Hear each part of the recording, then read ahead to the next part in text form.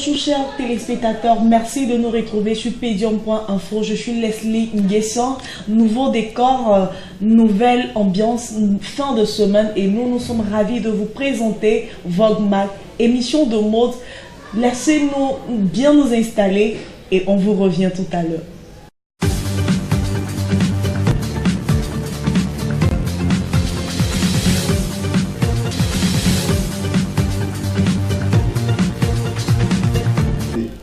Bienvenue chers téléspectateurs, je le disais tout à l'heure, aujourd'hui notre émission est spécialisée avec un styliste de taille. Il va se présenter à nous et il n'est plus loin. Bonjour Monsieur Lasson. Bonjour. Comment vous allez? Oui, je vais bien. Vous avez très bien dormi? Oui, bien dormi. Abidjan vous plaît comme on le dit? Abidjan, tranquille, ça va. D'accord, nous on est bien installés et on va laisser à Monsieur Lasson de se laisser découvrir par le public d'Opedium.info. Le monde entier est en train de nous regarder. On veut savoir en fait qui est Monsieur Lasson, son origine, ce qu'il fait exactement. Nous allons l'écouter, chers téléspectateurs. Monsieur Lawson, à l'état civil, c'est Lawson. Lawson. Lawson Okay. à l'état civil. Je suis issu d'une famille, un peu je peux dire, occidentale, parce que on a été d'une famille anglaise.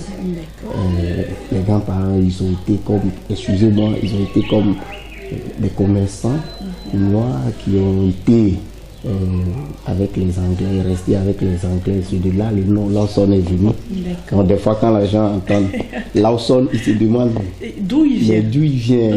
Lawson, c'est ton nom ou bien c'est un nom que tu as pris comme Tu ça? as pris comme ça. C'est mon nom de famille, Lawson Daniel. Lawson Daniel, d'accord. Togolais.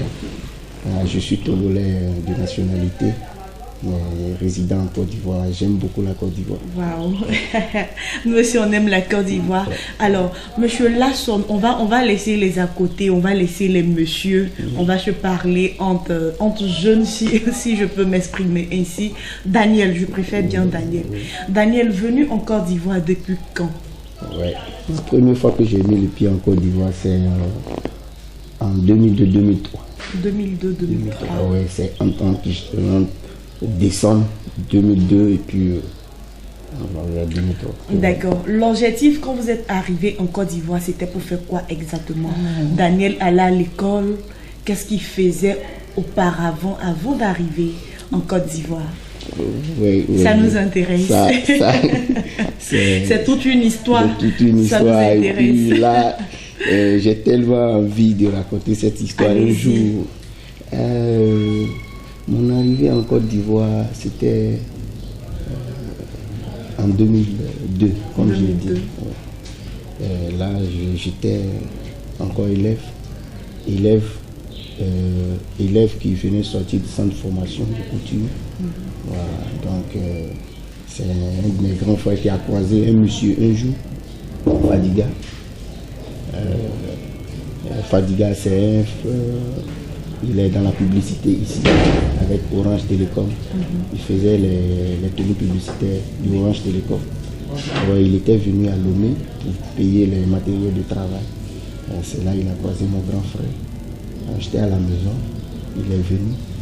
Il dit, mais qui fait la couture ici?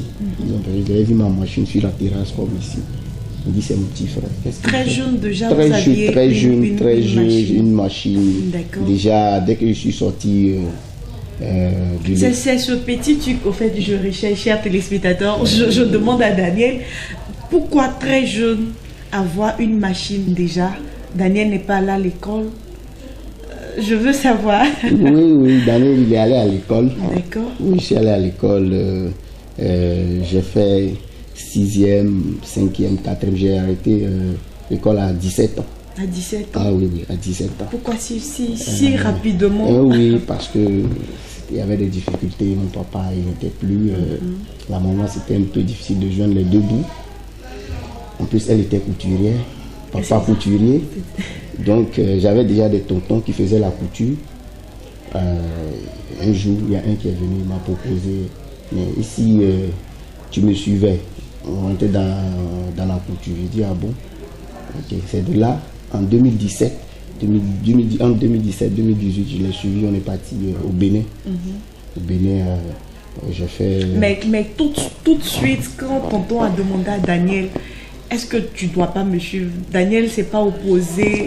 Est-ce que Daniel voulait vraiment faire la couture? Est-ce que les parents n'ont pas trouvé que non, Daniel doit aller à l'école, Daniel doit faire ceci, Daniel doit faire cela?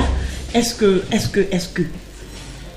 Oui, parce que la passion était déjà là. Déjà même en classe de 6e, mes amis m'appelaient le styliste. Donc très tôt, Daniel a voulu être styliste. Ouais.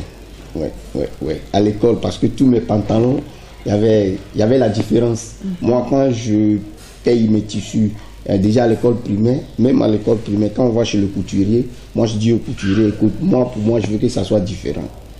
Il dit, mais pourquoi toi, tu veux que la couture de kaki soit différente? Il dit, mais moi, je veux pas être comme les autres. C'est-à-dire très tôt, vous aviez aimé les designs. Être différent des autres. Ouais. Toujours, depuis très jeune, je l'ai voulu. En 6e, je l'ai montré. En 5e, avant même que je n'arrête, parce que c'est toujours dans le cadre de la couture, j'ai arrêté l'école. Parce que quand mon papa est décédé, maman n'arrivait plus. J'ai dit, écoute, moi, je vais être couturier. Il dit, mais la couture, c'est trop... qu'est-ce que... Je me souviens comme mon mon 3e grand frère, il m'a dit, écoute, les couturiers... C'est rien. Voilà. Toi, tu vas rester là, en ce temps-là, il y avait le fer à repasser. Il avait dit, toi, tu veux faire un travail minable? J'ai dit non. Au lieu de chercher à faire... tu vas à l'école, tu es ton bac, tu vas à l'école. J'ai dit non, moi... Je veux être styliste. Et puis d'abord, à la base, même peut-être, Daniel a dit, je veux être couturier. Je veux être couturier, voilà, je veux être couturier. C'est ce que j'ai dit, je veux être couturier.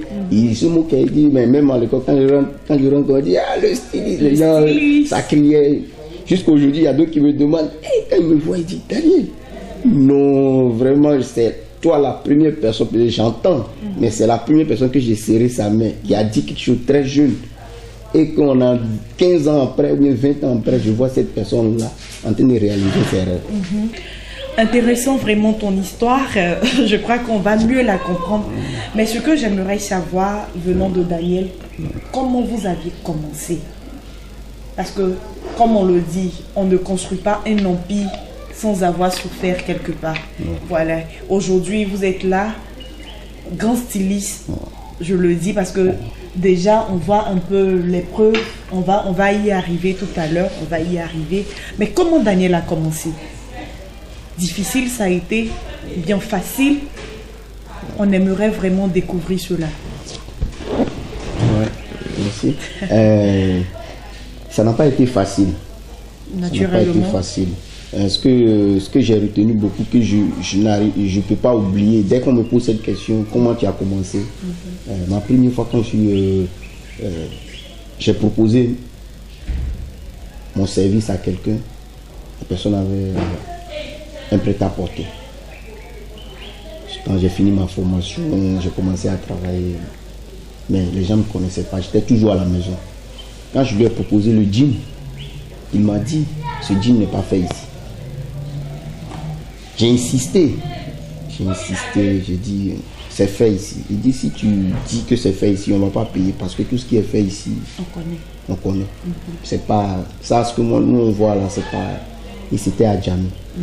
C'est que c'est un ami l'ami de mon grand frère dont je parlais, c'est lui qui m'a invité ici. Il dit, viens, ce que tu fais c'est tellement bon, viens présenter ça. J'ai des gens à qui je vais te dire, des gens qui vont en Dubaï. Il n'y avait pas encore la Turquie, les gens ne partaient pas en Turquie, les gens ne partaient pas, c'était la Dubaï. Donc ils envoient des jeans. Les gars, ils disent, oh, ces jeans là, ça c'est... Ça a été difficile. Ça a été difficile, le travail, la matière pour avoir le jean. Parce que là, vous êtes spécialisé dans la fabrication du guin. Vous travaillez le guin. On sait très bien que le guin, c'est une matière difficile à travailler. Mais vous, vous êtes spécialisé en guin. Ce petit truc-là, je veux savoir, pourquoi le guin? Pourquoi forcément le jean?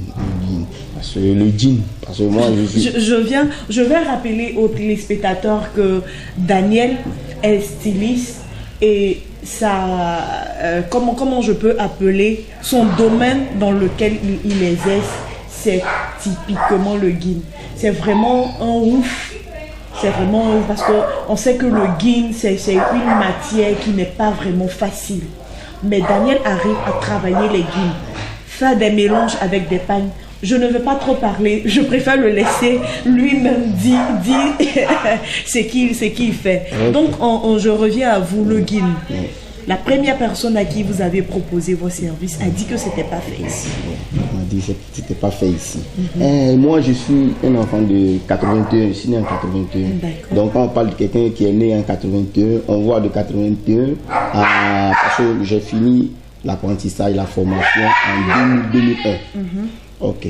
Donc, on parle de quelqu'un qui est né en 81, qui a fini sa formation. Tout le monde voit les calculs. Si tu vas voir que ce jeune-là, il n'est pas si vieux. C'est ça. Donc, le jean, moi, quand je partais à l'école, quand j'étais avec les amis, on portait beaucoup le jean. Tous les jeans qu'on portait, c'était des trucs importés. C'était des trucs importés. Et puis, mon oncle, il faisait du jean, mais c'était des jeans dans le temps, on mélange les jeans avec du paille. Mais c'était des trucs plus, je peux pas dire simple. C'était des trucs jeans pareil, tout le monde portait dans le temps. Mais moi, quand je vois les jeunes, quand on partait, on sortait, je vois comment les gens s'habillaient. Tout le monde, c'était le jean. Mais il n'y avait pas un couturier en tant que tel qui faisait les jeans, qui pouvait séduire. Quand on dit le jean est bien fait, c'est la coupe, c'est une très belle coupe, ça ressemble vraiment à Diesel. Excusez-moi. Allez-y. Ça ressemble à Liberto. Ça ressemble à telle marque de jean. Donc l'idée m'est venue. C'est là le déclic. Quand on regardait les clips en ce temps, les clips, les artistes, les jeans. Pour avoir un jean en ce moment, si la personne ne venait pas d'Angleterre ou bien des États-Unis, tu ne pouvais pas avoir un baggy bien fait, un jean. Et par contre, les baggy, c'était toujours à la fripe ou dans les grandes boutiques et c'était cher. Donc moi l'idée m'est venue, je payais les jeans, je partais, j'étais pas loin du grand marché où on vendait les jeans en fripe. Et tout ça c'est en Côte d'Ivoire? Non, ça c'était à Lomé. À Lomé là-bas. D'accord. Voilà, donc c'est après ça, parce que j'ai commencé déjà à défaire les jeans, je prenais la coupe, je reproduisais. Donc c'est là maintenant. Quand j'ai commencé à avoir les mains, j'ai vu que maintenant la finition était bien faite. Je me suis lancé. Ça n'a pas été facile. D'autres mains, ils voyaient les jeans, ils disent non, ça quand je dis c'est fait ici, les gens ils sont pas intéressés. Pourquoi? Parce que ils se disaient soit c'était faux, j'ai payé le jean quelque part pour venir leur donner pour leur revendre. Donc, en réalité, c'est vous-même qui travaillez le jean. Avec ma petite machine, c'est toujours là, une vieille machine, la première machine, c'est toujours là.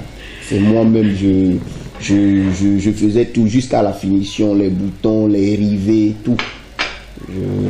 C'était pas facile. C'était pas facile. Mais jusqu'à présent, on est dedans.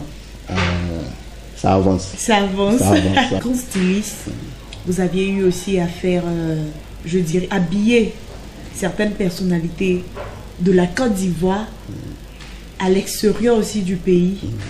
Qu'est-ce que ça vous a fait? Le sentiment que vous aviez eu. Ouais, ben, tu sais, moi, mon travail, dans mon domaine, c'est une passion. C'est pas seulement la gloire ou bien quelque chose. Moi, ce que je veux pour ce travail, c'est cette sensation, ce que je ressens chaque fois. Quand je croise telle personne, on parle de travail. Quand je croise telle personne, on parle de travail. Mais il faut être fier. Il faut être juste fier de ce qu'on fait. Concernant, j'ai habillé telle personne, j'ai croisé telle personne. Moi, je bouge un peu, je voyage un peu. Sans faire de publicité, la régie, est-ce qu'on peut quand même citer le nom de certaines personnes que Daniel a eu habillées? Ok, la régie me dit c'est possible. Donc, des personnes que vous avez... La première personne que j'ai croisée, j'ai même tissé des relations, c'est la représentante de Diesel. D'accord. Ouais, Madame Sabrina, elle est au Maroc. Ouais, je l'ai croisée, on a parlé du travail, j'ai fait des échantillons pour elle. On est toujours en contact. Ça, c'est à l'étranger, c'est loin. Mais et en Côte d'Ivoire? En Côte d'Ivoire, ici, oui, j'ai croisé plein de personnes. D'abord, les personnes à qui il y a Julien Gualo. D'accord. Julien Gualo, on fait le grand Julien Gualo. Lui, on fait même affaire. D'accord. Julien Gualo, j'ai habillé les leaders. Les leaders, il y a un artiste aussi, il fait du zouglou, j'oublie un peu son nom. On va pas tout citer. On va pas tout citer. On va juste les laisser venir découvrir que Daniel, il n'est pas limité dans ce qu'il fait. Daniel, c'est au-delà. Daniel, c'est vraiment au-delà. Donc, le guin, comment les finitions, comment vous travaillez exactement le guin? Voilà, là, il faut que je te l'explique. C'est juste... Expliquez aux téléspectateurs qui vous regardent parce que certaines se posent la question de savoir comment il fait avec ce guin pour avoir de si bonnes finitions.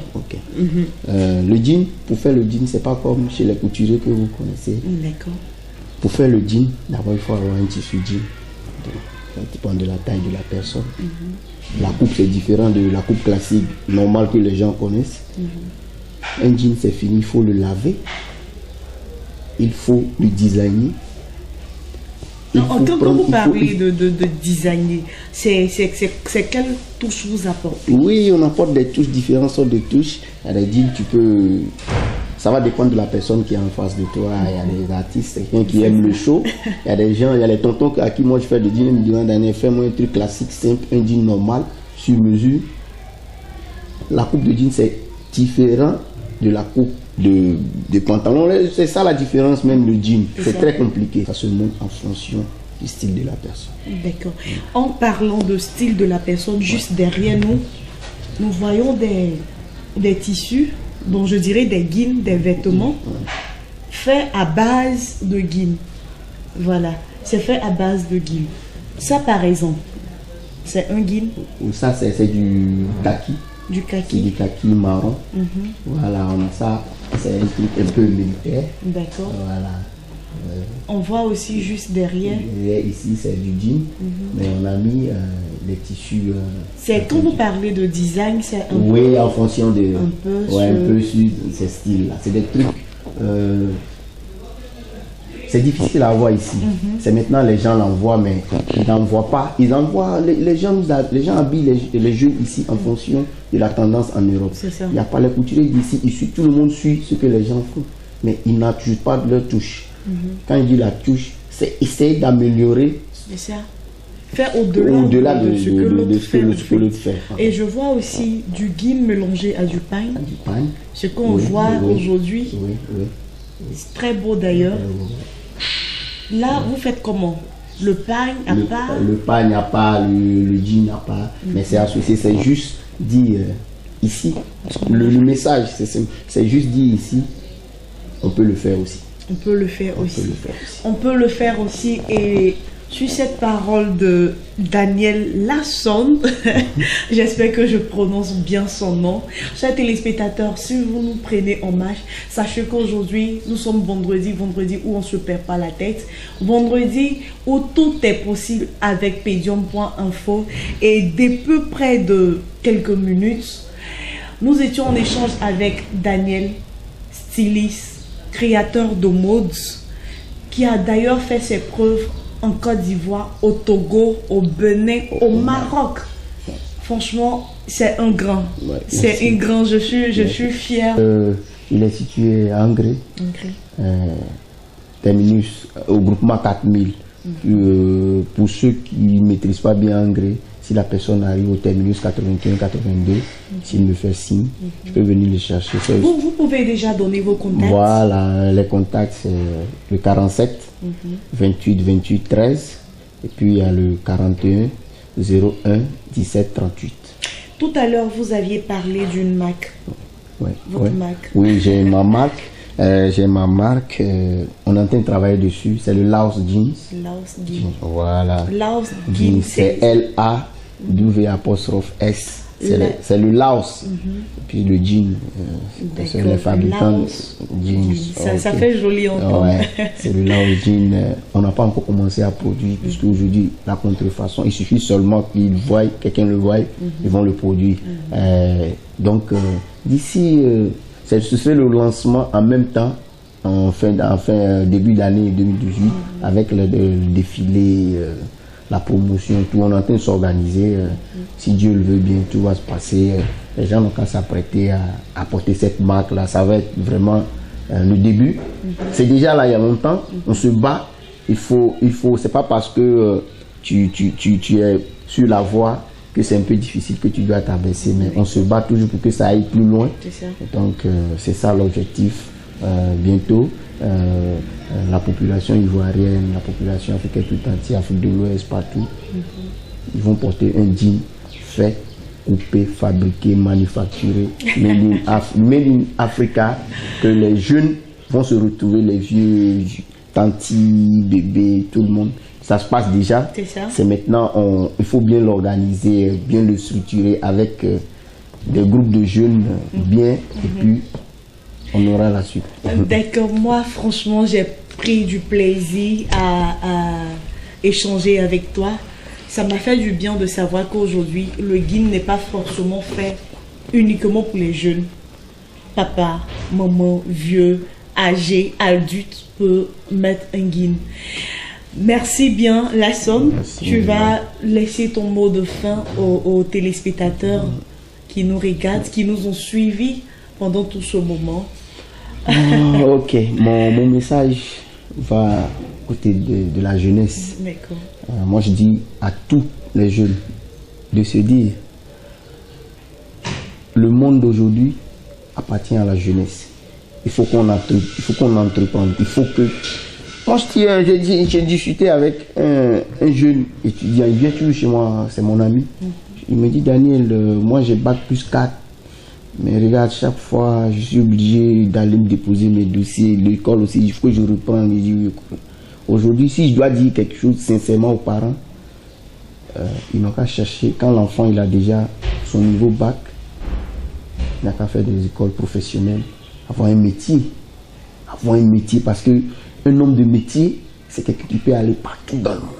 Partout où tu iras, que tu sais faire quelque chose de tes 10 doigts. Ton déplacement est gagné, chez toi, tu gagnes tout. Moi, c'est grâce à mon travail, je suis allé en voyage. C'est grâce à mon voyage, je me suis marié. C'est grâce à mon travail, je suis allé en voyage. C'est grâce à mon travail, je suis marié. C'est toujours grâce au travail. Tout ce que je veux, je vais l'avoir. Donc, avoir un métier de ton cœur, quand tu aimes quelque chose, tu te bats pour ça, et puis à la fin, Dieu te pousse, et puis tout. Franchement, merci Lasson, tu en as dit assez, tu as parlé. Je crois que l'objectif pour lequel, le rêve pour lequel tu es entré dans la fabrication du guine, je crois que peu à peu tu es en train d'arriver, et nous sommes déjà fiers de toi, de savoir qu'en Afrique on peut avoir des personnes dynamiques à faire quelque chose de vraiment spécial. Chers téléspectateurs, j'ai été très heureuse de vous présenter ce numéro. On va se dire au revoir et je crois qu'on se verra vendredi prochain pour un autre numéro. D'ici là, portez-vous bien et que Dieu vous bénisse. Je vous embrasse. Au revoir.